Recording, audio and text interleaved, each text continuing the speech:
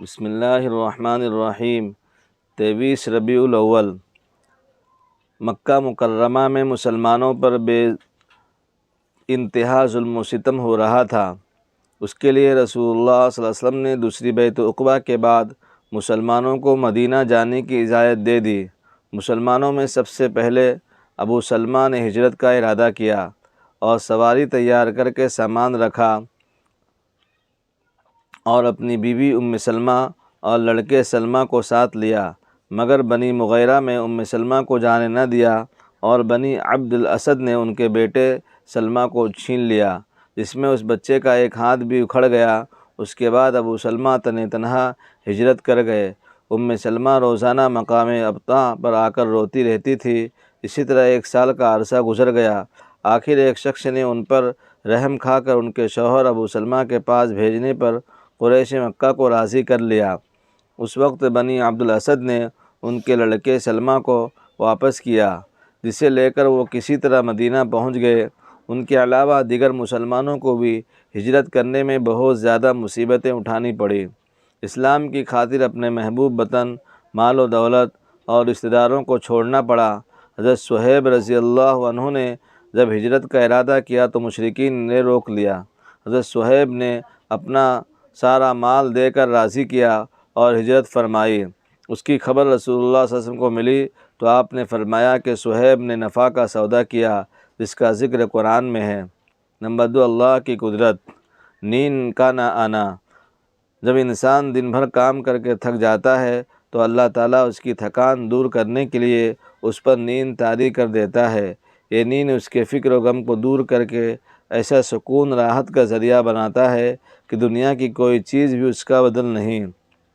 پھر اللہ تعالیٰ یہ نعمتیں امیر و غریب، عالم و جاہل، بادشاہ و فقیر، ہر ایک کو ایک کی جیسا عطا فرما رکھی ہے۔ اس کے لیے رات کا وقت متعین کر دیا ہے۔ اگر انسان کو نیند نہ آئے تو اس کا دماغی توازن بگڑ جاتا ہے اور ہوش و حواس ختم ہو جاتے ہیں۔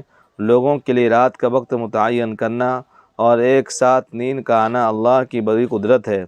ایک فرض کے بارے میں رسول اللہ نے فرمایا، واپسی کی شرط پر مانگی ہوئی چیز کو واپس کیا جائے گا۔ اگر کسی شخص نے کوئی سامان یہ کہہ کر مانگا کہ واپس کر دوں گا تو اس کو وقت پر لوٹانا واجب ہے، اپنے پاس رکھنا اور بہانہ بنانا جائز نہیں۔ ایک سنت کے بارے میں 3 انگلیوں سے کھانا۔ حضرت کعب بن مالک رضی اللہ عنہ فرماتے ہیں کہ رسول اللہ نے 3 انگلیوں سے کھاتے اور جب کھانے سے فارغ ہو جاتے تو انگلیاں چاٹ لیتے۔ کھانے کے بعد انگلیوں کو چاٹنا سنت ہے، لیکن اس طرح نہیں چاٹنا چاہیے کہ دیکھنے والے کو ناگوار گزرے۔ نمبر 5، رسول اللہ نے فرمایا، مومن کو مرنے کے بعد جس عمل کا بدلہ ملے گا اس کا وہ علم ہے جس کو سیکھا ہے اور دوسروں کو پہنچایا ہے، اور پھر نیک اولاد چھوڑ گیا، یا کسی کتاب کا وارث بنا دیا، یا کوئی مسجد بنا دیا، یا مسافر خانہ یا نہر جاری کرا دی، اپنی صحت زندگی میں مال میں صدقہ خیرات کر دیا، اس کو مرنے کے بعد ان کاموں کا اجر و ثواب ملتا رہے گا۔ نمبر 6، گناہ کے بارے میں رسول اللہ نے فرمایا، جو شخص شہرت کے لیے دنیا میں کپڑے پہنے گا اللہ تعالیٰ اس کو قیامت کے دن رسوائی کے کپڑے پہنائے گا، پھر اس میں آگ بھڑکائے گا۔ نمبر 7، دنیا کے بارے میں رسول اللہ نے فرمایا، ان قریب دنیا کی دولت تم پر کھول دی جائے گی، یہاں تک کہ تم اپنے گھروں کو اس طرح بناؤ سنگار کرو گے جیسے کعبہ شریف کو سنوارا جاتا ہے۔ نمبر 8، آخرت کے بارے میں قرآن میں اللہ تعالیٰ فرماتا ہے، اہل جنت پر چاندی کے برتن اور شیشے کے پیالے پیش کیے جائیں گے۔ نمبر 9، طب نبوی سے علاج۔ ایک مرتبہ جبریل علیہ السلام نے رسول اللہ صلی اللہ علیہ وسلم کے پاس تشریف لائے اور پوچھا، محمد آپ کو کیا تکلیف ہے؟ آپ نے فرمایا،